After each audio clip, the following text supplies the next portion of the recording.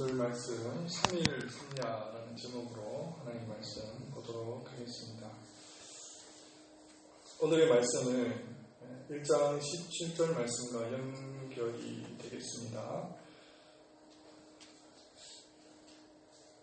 여호와께서 이미 큰 물고기를 예비하사 연하를 삼키게 하셨으므로 연하가 밤낮 3일을 물고기 뱃속에 있으니라. 개역 한글 성경에서 보면 3일 3야다 이렇게 기록되어 있습니다. 물고기도 물고기 입장에서 생각해 볼 때 참 경험이 없었을 거라 생각이 들었습니다. 무엇인가 삼키기는 삼켰는데 얼마나 참 거북스럽고 고통스러웠겠습니까? 자기가 의식을 했든 의식하지 않았든 두 가지 중에 하나를 생각했으리라고 생각하는데 그 분비물, 그 위액을 최대한 모조리 다 쏟아부어서 이 물체를 소화를 시켜버리든지 삼켜버리든지 아니면 너무나 고통스럽게 역겨워서 토에 내치든지 이 두 가지를 아마 방법이야 그 두 가지밖에 더 있겠습니까? 그런데 마음대로 되지 않습니다. 자, 그러던 어느 날 연하가 이제 입 밖으로 튀어나오게 되는데요. 그 이유는 어디 있느냐니까 오늘 말씀을 보아서 알겠습니다. 여호와께서 그 물고기에게 말씀하시네,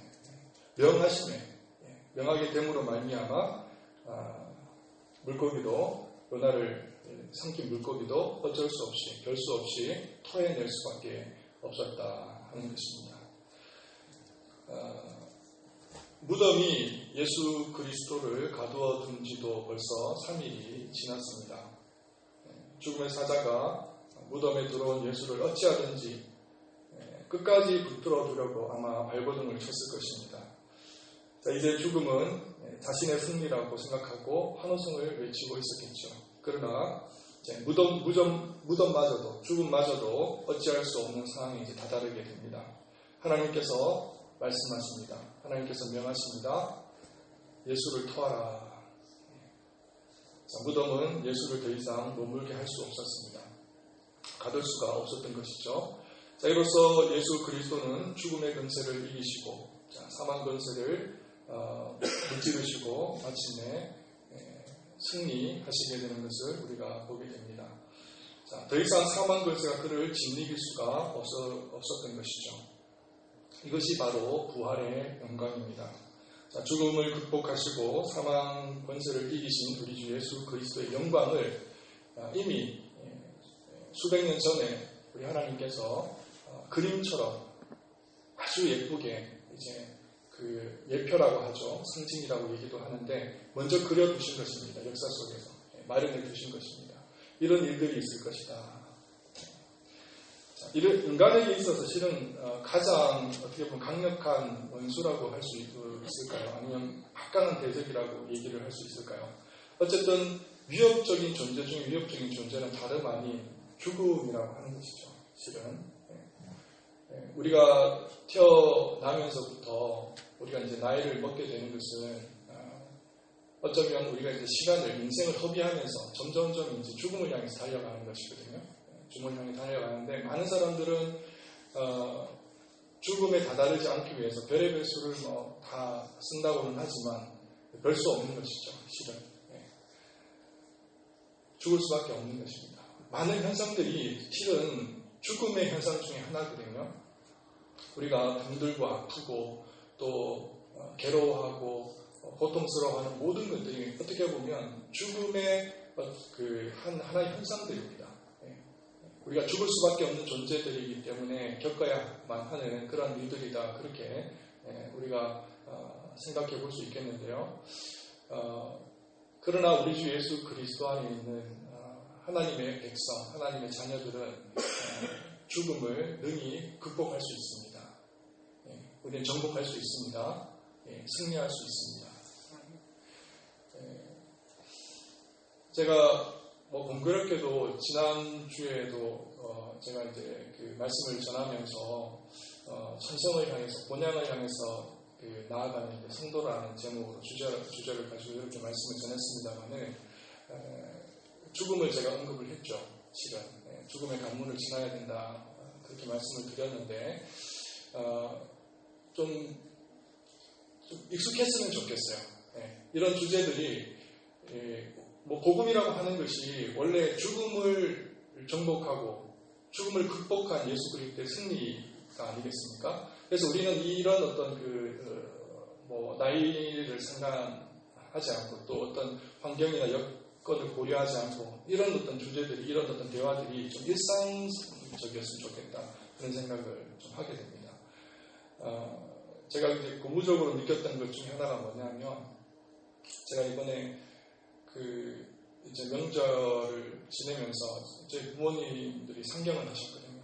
오셔가지고 처음으로 제가 이제 뭐 아이들을 데리고 평소에는 이제 내려가서 어르신들을 뵙고 또 친지들을 뵙던 그런 명절들을 이제 뒤로 하고 이번에 한번 처음으로 한번 이렇게 한번 해보자. 그래서 어르신들이 이제 올라오셨는데 뭐 이런저런 이야기들을 이렇게 많이 나누었습니다. 아버지하고 특별히 이제 주변에 있는 친지들에 대해서 얘기를 많이 나누었습니다. 그런데 이제 얘기를 나누다 보니까 이분들이 다 하나같이 세상을 떠나신 분이더라고요. 보니까 뭐 고모님들에 대해서 얘기를 이렇게 쭉 나누는데 보니까 저희 아버님이 여자 형제들이 지금 많으셨거든요. 그런데 이제 몇 분 안 계신 거예요. 몇 분 안 계시고 다 세상 떠나시고 소천하시고 이제 이러신 분들을 쭉 우리가 얘기하고 있더라고요. 또 저희 할아버지에 대해서 좀 이런 저런 얘기들을 뭐 풍성하게 나누었는데 그분도 일찌감치 저는 그분을 뵙지도 못했습니다. 저희 친할아버지는요. 근데 저희 아버지가 초등학교 6학년 때 돌아가셨으니까요. 그분에 대해서 얘기를 나누는데 그분도 이미 소천하신 분이에요.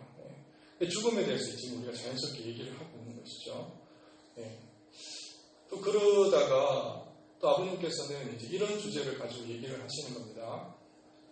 이제 당신께서 소천을 하시게 되면 이를테면 이제 매장지를 어디로 할 것인가 이런 얘기들을 자연스럽게 하시는 거예요. 자연스럽게.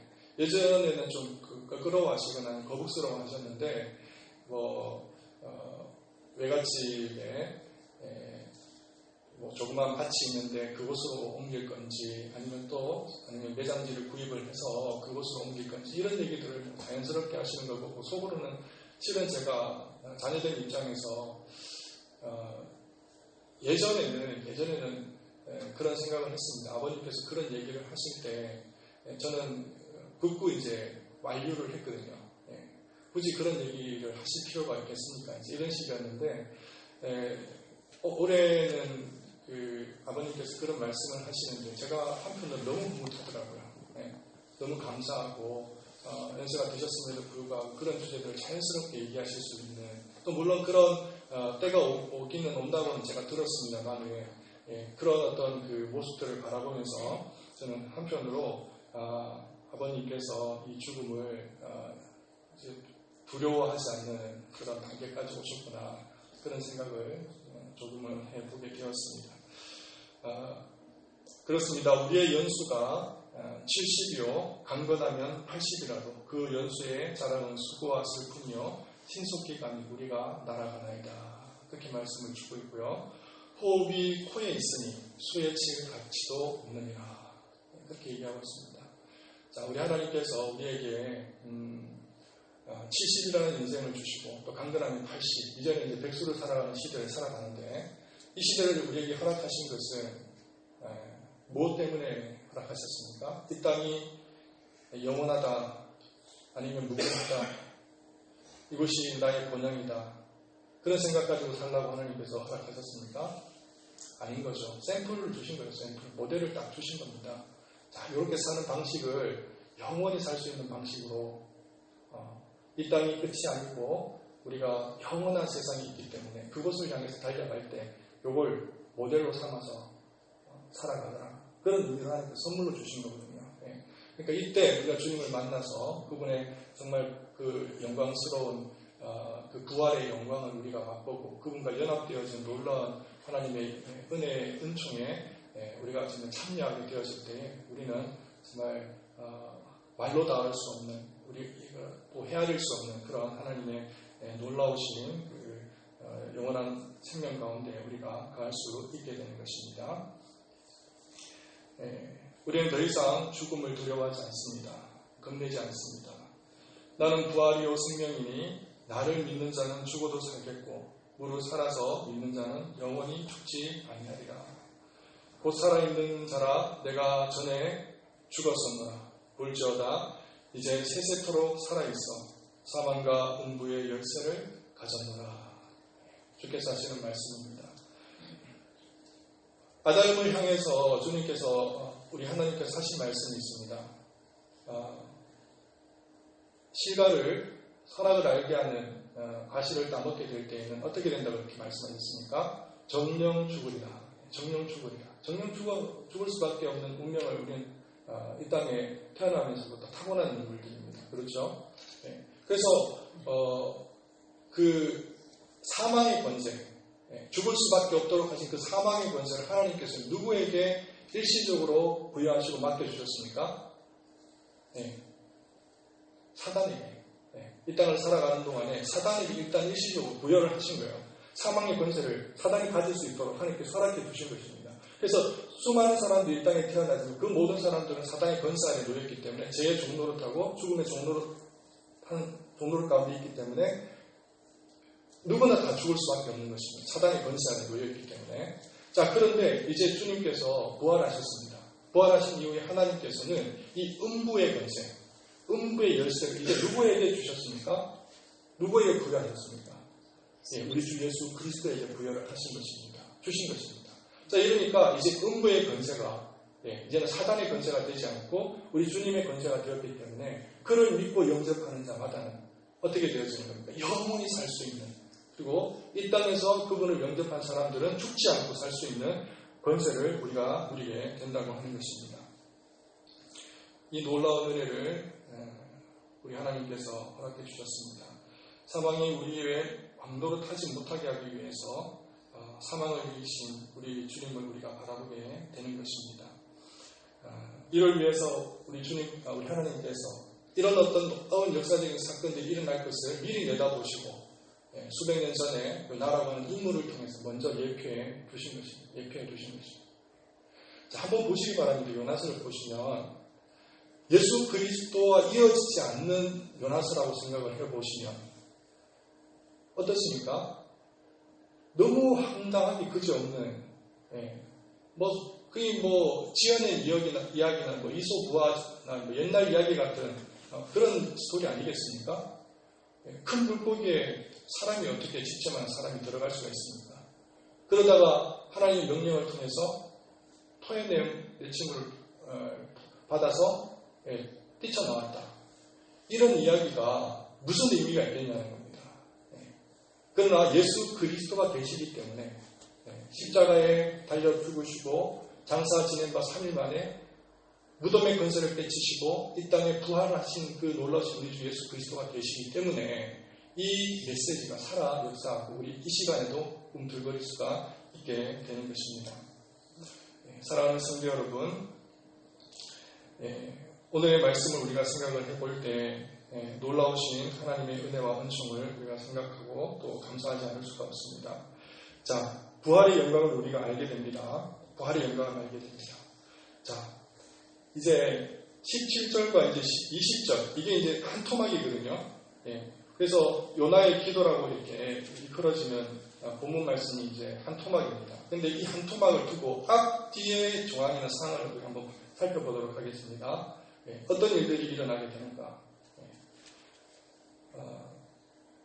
지금 하나님께서 진노하셔가지고 큰 그 풍랑을 바다 가운데 하나님께서 보내시지 않으셨습니까? 그래서 지금 같은 배를 타고 있던 선원들이 지금 화들짝 놀라가지고 물건이라는 물건들은 지금 내밖에 다 던지고 있는 상황이에요. 생필품이고 무슨 식료품이고 할 것 없지만 그냥 일단 살아야 되니까 지금 던져내고 있는 것입니다. 자, 그런데 요나가 알고 있어요. 이 일은 누구로 말미암아 된 일이다. 본인 때문에 된 일이라는 걸 알고 있거든요. 자, 그러니까 이 선원들을 잠재웁니다. 하는 얘기가 물건들을 던질 것이 아니라 나를 배 밖으로 던지라. 바다 밖으로 던지라. 이런 상황까지 이르게 되었습니다. 자, 그런데 선원들은 알고도 있으면서도 생명이 귀중하기 때문에 일단은 1차적으로는 그 짓을 하지 않아요. 그래서 안전한 육지 가운데 이 배를 정박하기 위해서 최선을 다해서 노력을 합니다. 자, 그래도 안 되니까 어쩔 수 없이 연하를 바다 밖으로, 배 밖으로 던질 수밖에 없는 이런 상황에, 이런 지경에 이르게 될 때에 14절의 말씀입니다.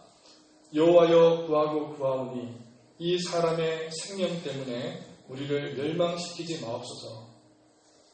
무죄한 피를 우리에게 돌리지 마옵소서. 주 여호와께서는 주의 뜻대로 행하십니다. 마치 요나가 수많은 사람들 살리는 것처럼 보이죠. 한 명의 어떻게 희생양이 던져짐으로 말미암아 무죄한 사람들을 건져내는 것처럼 보입니다. 세상의 스토리예요, 이게. 영웅 스토리입니다. 세상이 말하는 영웅은 여기서 그치는 거예요, 실은. 실은 자기 죄 때문인데, 우리가 예를 들어서 무슨 시청전을 읽고 세상에 무슨 유명한 영웅전을 읽어보면 다 여기에 속하는 이야기입니다, 실은. 그러니까 많은 사람들의 생명들을 위해서 보존하고 위해서 희생하는 것처럼 보이지만 결국은 자기들의 죄 때문에 살아서 겨우 숨쉬는 정도, 여기에 멈추는 것입니다. 대속이 아니에요. 대속처럼 보이지만. 그는 어떻습니까? 이제 2장을 넘어서 3장에 이르게 되어질 때에 앞뒤를 분간하지 못하는 니느웨 성 가운데 12만 명이라는 사람들이 있었습니다. 하나님께서 살려주심으로 말미암아 이제 자신이 어떤 존재인지를 알고 하나님이 어떤 분이신지를 아는 존재, 그리고 부활의 영광이라는 것을 겨우 맛본 요나가 어떤 일들을 일으키게 되느냐면요, 니느웨를 찾아갑니다. 그들을 향해서 외쳤습니다. 하나님의 말씀을 강함없이 외쳤습니다. 회개하라, 돌아오라. 그때 놀라운 일이 벌어지게 됩니다. 12만 명이 왕에서부터 신하에 이르기까지, 그리고 모든 평민에 이르기까지 그들의 죄악들을 스스로 발견하고 하나님 앞에 돌이켜서 하나님 앞에 사자의 은총을 바라면서 통회하고 부르짖을 때 하나님께서는 그들의 가운데 뜻을 돌이켜서 하나님의 그 마음을 돌이켜서 그들을 용서하시는 놀라운 이적과 역사들이 일어나게 되는 것을 보게 되는 것이죠. 이것이 예수 그리스도의 예표입니다. 이것이 바로 하나님께서 역사하신, 하나님의 세계에서만 일어나는, 하나님의 역사 가운데서만 일어나는 놀라운 이적과 기사가 되는 것이죠. 우리가 이 맛을 보게 되는 것입니다. 이 맛을 우리가 보았을 때만 하나님께서 정말 우리 가운데 어떻게 은혜 내려주시고 역사해 주셨는지를 우리가 분명히 깨닫고 하나님을 향해서 달려갈 수가 있게 되는 것입니다. 우리 주 예수 그리스도의 그 부활의 은총 가운데 우리가 머물고 있음을 늘 기억하시고 정말 그분의 그 사랑 가운데 있음을 우리가 깊이 깨달아서 죽음을 넘어서서 극복해서 정복해서 하나님께서 주시는 그 영원한 삶 속에 우리가 거하고 또 함께하는 것을 기억하시고 온전히 하나님을 찬양하실 수 있는 저와 여러분 되시기를 바랍니다. 이 시간에 우리가 찬양 드리겠습니다. 찬송가 240장 찬양하겠습니다. 찬송가 240장 찬양